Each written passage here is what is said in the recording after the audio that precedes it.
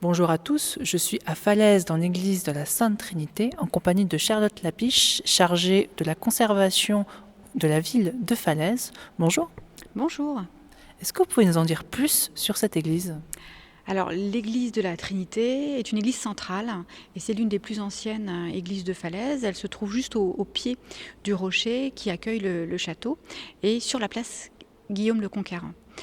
C'est une église assez simple dans sa facture.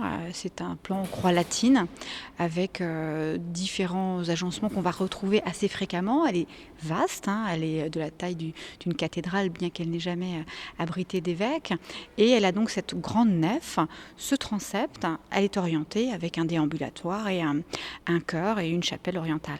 Donc on est sur un module qui est assez classique dans la facture, mais sur un monument qui a vécu plusieurs histoires. Et la partie la plus ancienne, c'est la partie dans laquelle on se trouve maintenant, c'est la partie XIIIe siècle, c'est le transept, qui a d'ailleurs dans les parties supérieures gardé certaines de ses peintures murales, donc c'est un détail qui n'est pas négligeable. Donc c'est la seule partie romane qu'on va trouver dans l'édifice.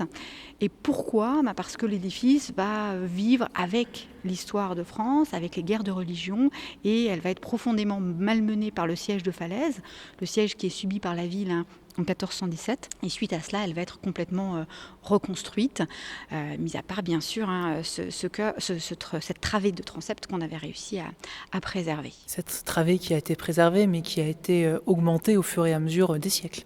Oui, alors dans les parties supérieures, en effet, on va avoir des modifications assez importantes, on va avoir des adjonctions, on va avoir des retraits. Et pour la nef, pour le chœur, on est sur des périodes qui sont de l'ordre du XVe, XVIe siècle. Et la particularité de cette église, profondément composite, c'est qu'elle va être une école d'histoire de l'art, puisqu'on va pouvoir profiter d'un peu de roman, mais de beaucoup de gothique et aussi d'un vocabulaire architectural très très riche de l'ordre de la Renaissance. Et on a également des petits remaniements de l'ordre du 19e siècle. Donc une grande richesse architecturale avec une symétrie que l'on peut voir dans le bâtiment, mais parfois des décors qui vont être sur le front côté nord, au niveau des déambulatoires, un registre plutôt végétal.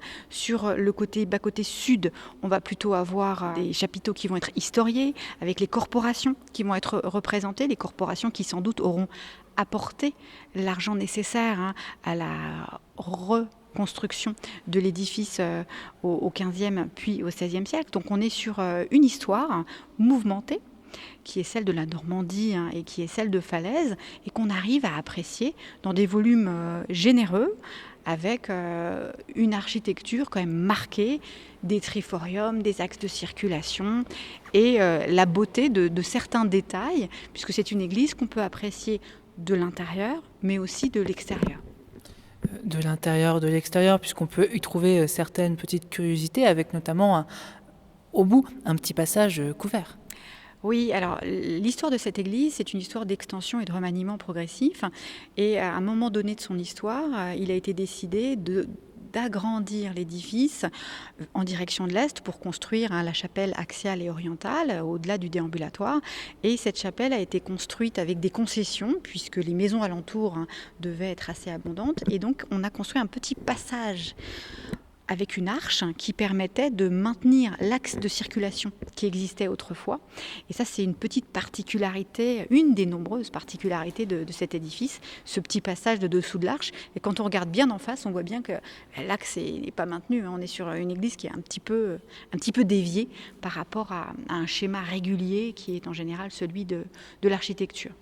Vous parliez de quelques particularités. Justement, quand on se trouve à ce niveau-là, on peut, en levant la tête, apercevoir des balustrades qui sont toutes différentes. Oui, quand on est à l'extérieur du monument, on a différents types de terrasses. Donc des terrasses, de toitures. Des toitures en terrasse, des toitures en bulbe. Et au niveau des éléments Renaissance, on va avoir la particularité des balustrades qui vont avoir des registres décoratifs différents à chaque travée. Donc on a des espaces qui vont être en ronces artificielles, on va avoir des espaces qui vont être représentés des balustrades en motifs géométriques avec des apports de motifs floraux. Donc vraiment une richesse en termes de monumentalité, en termes de décor qui est assez unique à Falaise, et on a la possibilité, en se promenant dans cet édifice et autour de cet édifice, de véritablement profiter du porche gothique, du porche Renaissance et de toutes ces périodes de l'histoire qui sont marquées par une grande richesse dans l'ornementation. À chaque style, les architectes ont véritablement œuvré pour qu'on montre le meilleur de chaque époque. Le meilleur de chaque époque qui, malheureusement, avec la Seconde Guerre mondiale, a un petit peu souffert. Alors, l'histoire, en effet, de l'édifice se poursuit au XXe siècle avec les bombardements qui vont très lourdement peser sur Falaise, puisque la ville intramuros va être détruite à plus de 80%.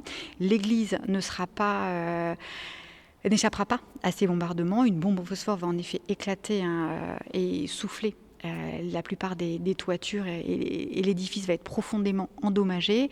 On a peu de vestiges de vitraux originaux. On est sur des reconstructions qui permettent aujourd'hui d'apprécier les volumes.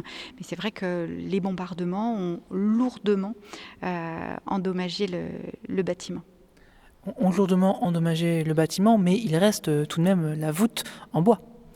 Oui, alors une petite particularité de cet édifice en effet, c'est que le chœur était autrefois voûté de pierre avec des nervures d'arête et on a bien, quand on est à l'intérieur comme à l'extérieur, la possibilité de lire la présence ou l'absence, donc on lit en négatif et en positif, de ces fameux contreforts quand on parle de l'extérieur. Et puis on a, quand on est au niveau de la nef et qu'on regarde, on suit les lignes qui étaient celles qu'avaient les nervures d'arête qui étaient présentes autrefois, la possibilité de comprendre que des remaniements ont été réalisés à la fin du XIXe siècle.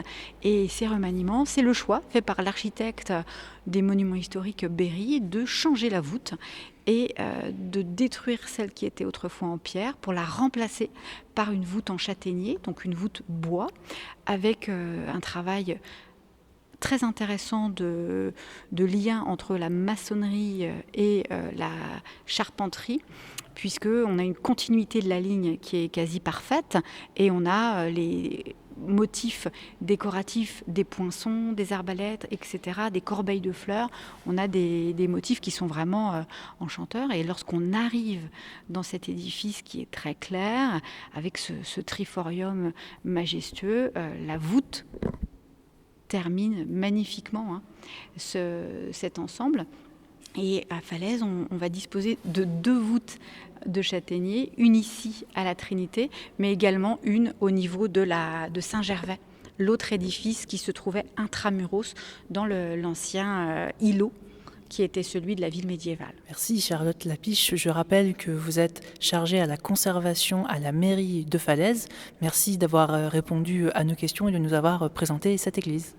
Je vous en prie, donc merci à vous aussi pour vous être intéressé donc à ce patrimoine qui est d'une grande richesse. La ville de Falaise comporte 4 édifices, donc la Trinité est un premier pas et je vous invite à visiter donc les 3 autres édifices. Un petit bijou normand qui est l'église Saint-Laurent et puis l'église Saint-Gervais, plus en centre-ville, qui révèle aussi de belles surprises. RCF.